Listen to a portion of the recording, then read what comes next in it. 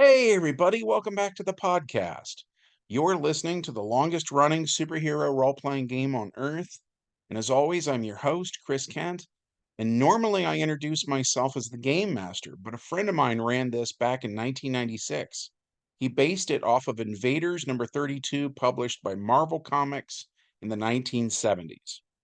So he showed all of us that issue and pointed out the page where the fight started. So us reading that comic book represented the idea of the prologue. And then the decisions our players made during the fight were different than the decisions the heroes made in the comics. So that's where our world of Earth K diverges from the mainstream Marvel world known as Earth 616. As such, the entire prologue and setup of this adventure will literally just be me reading Invaders number 32. So for anyone who's mad that Thor's fighting on the side of Germany in 1942, take it up with Marvel. Anyways, all that said, as always, smash that like button, make sure you're subscribed, ring the bell for notifications, and be sure to leave us a comment, as that really helps out the YouTube algorithm. Having said all of that, let's dive in.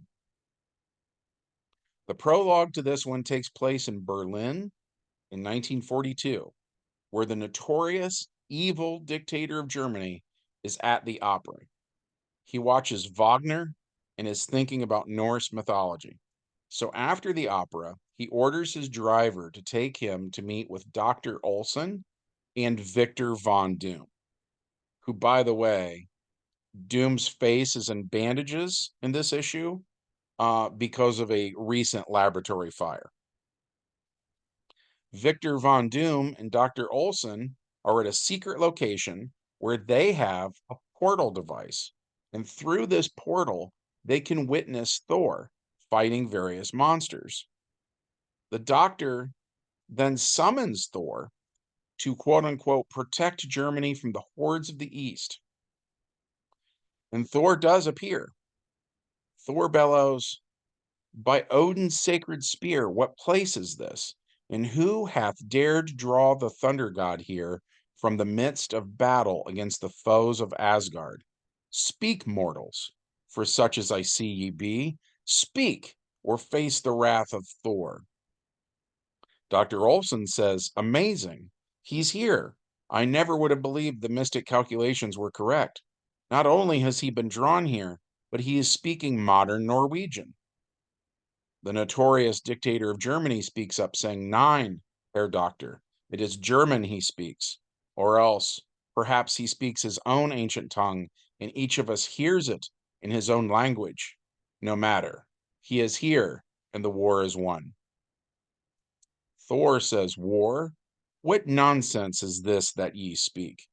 If this be one of Loki's vile trickeries, beware."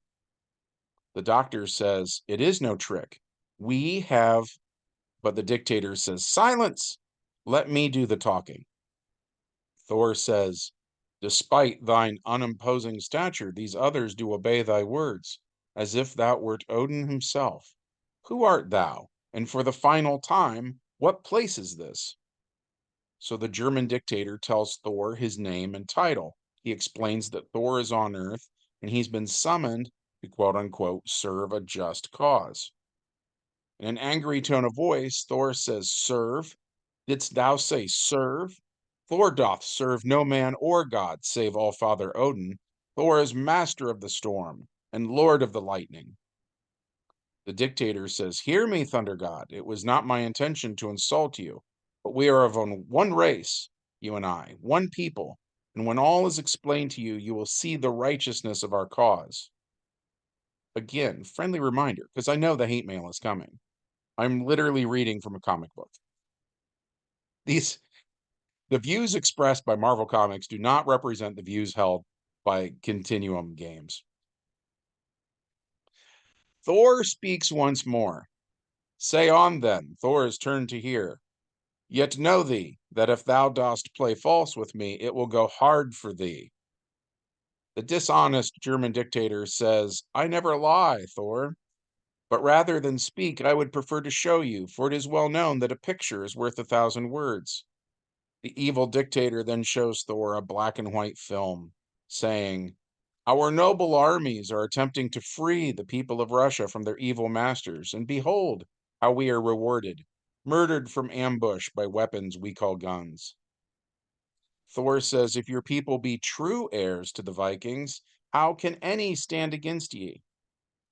The German dictator bellows, "They and their allies have enlisted the forces of darkness against us, Thunder God."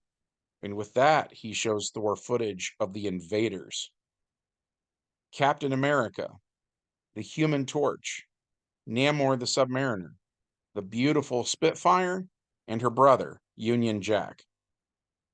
Thor says, "Whatever powers they may possess, they shall be as naught beside Thor and his mystic hammer. Tell me what I may do to help this holy Reich that is thine."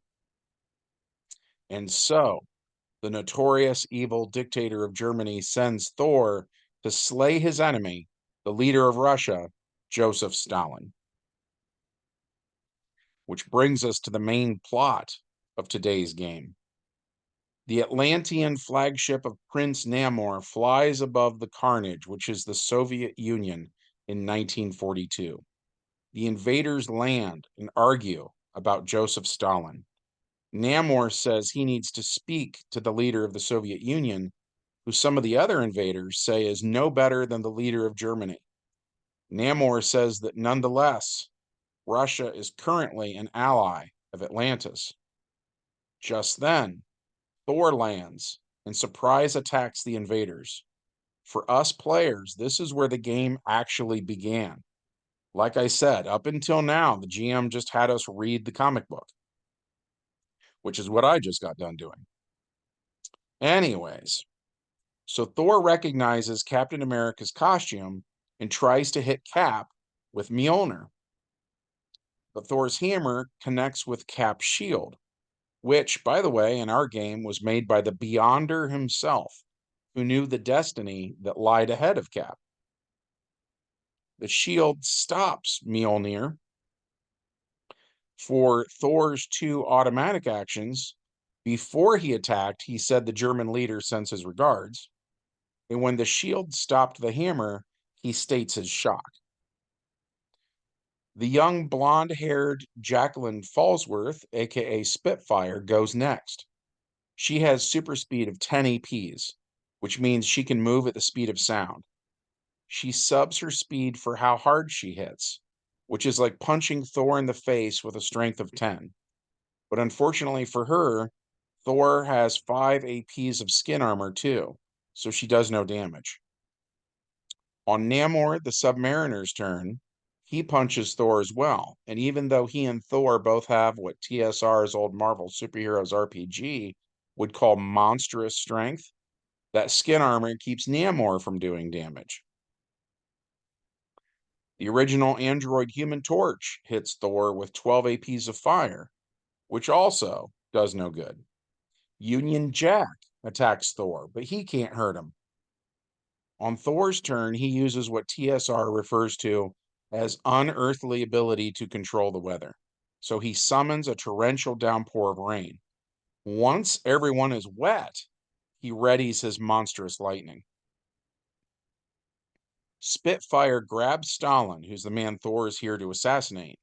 Even though she can't stand the man, she gets him back to Moscow using super speed. Thor then shoots Captain America's leg below where he's holding the shield.